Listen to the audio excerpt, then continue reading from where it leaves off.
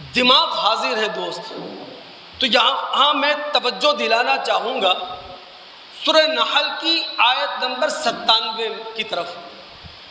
دیکھیں سورہ نحل مکی صورت ہے، مکہ کے دور آخر میں نازل ہوئی ہے۔ اس کی آیت نمبر 97 میں ہمارے خالق نے، ہمارے مالک نے ایک سوال کا جواب دیا ہے، اور وہ سوال عموماً لوگوں کے ذہنوں کے اندر ہوا کرتا ہے۔ اور سوال کیا ہے؟ یہ جو سچائی ہے، یہ جو دیانت ہے، یہ جو پرہیزگاری ہے، اس سے آخرت بن جاتی ہو تو بن جاتی ہو، لیکن ان صفات سے دنیا ضرور بگڑ جاتی ہے۔ یہ ذہن میں عام طور پر سوال ہوا کرتا ہے۔ اس آیت میں رب العالمین نے اس ذہن میں آنے والے سوال کا جواب دیا اور کہا من عمل۔ یاد رکھیے گا مکی صورت ہے، میں مکی صورت اس لیے زور دے کر کہتا ہوں، یہ وہ زمانہ ہے جب محمد الرسول اللہ صلی اللہ علیہ وسلم کا اسلام ہواؤں میں ہے، اس کے لیے کوئی زمین نہیں ہے۔ جو اسلام قبول کر رہے ہیں وہ اپنی جانیں بچاتے پھر رہے ہیں، اور اس تاریک دور کے اندر اللہ رب العالمین کیا بشارتیں ہمیں دے رہا ہے۔ اللہ نے فرمایا من عمل صالحا من ذکر او انثى وهو مؤمن، کہ جو بھی نیک عمل کرنے والا ہے، صالح عمل کرنے والا ہے، تعمیری عمل کرنے والا ہے، انسانیت کے مطابق عمل کرنے والا ہے، آدمیت کے مطابق عمل کرنے والا ہے، چاہے وہ مرد ہو یا عورت ہو، شرط یہ ہے کہ وہ ہو مومن۔ فَلَنُحْيِيَنَّهُ حَيَاةً طَيِّبَةً، ہم ایسے اہل ایمان کو پاکیزہ زندگی بسر کروائیں گے۔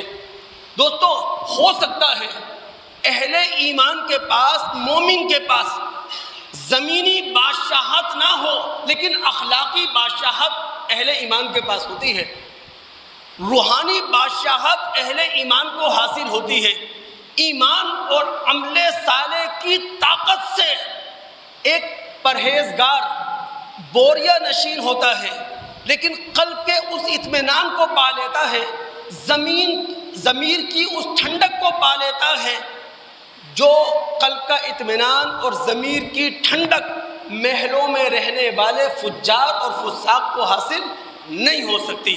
تو جس شخص کے پاس ایمان ہے، جس شخص کے پاس عمل صالح ہے، رب العالمین کہتا ہے دنیا کے اندر بھی ہم اسے جب زندگی کے ایام گزرواتے ہیں تو پاکیزہ زندگی کے ایام گزرواتے ہیں۔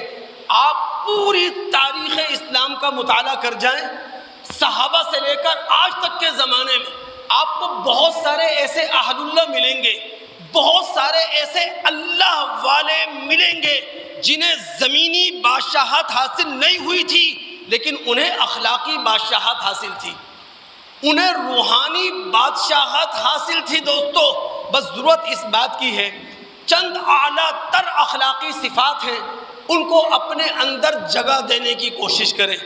اب وہ اعلیٰ تر اخلاقی صفات کیا ہیں؟ دیانت، امانت، عہد کو وفا کرنا، انصاف کرنا، باہمی طور پر ایک دوسرے کا احترام کرنا، اور چند اخلاقی رذائل ہیں جن سے ہم اپنے آپ کو بچائیں۔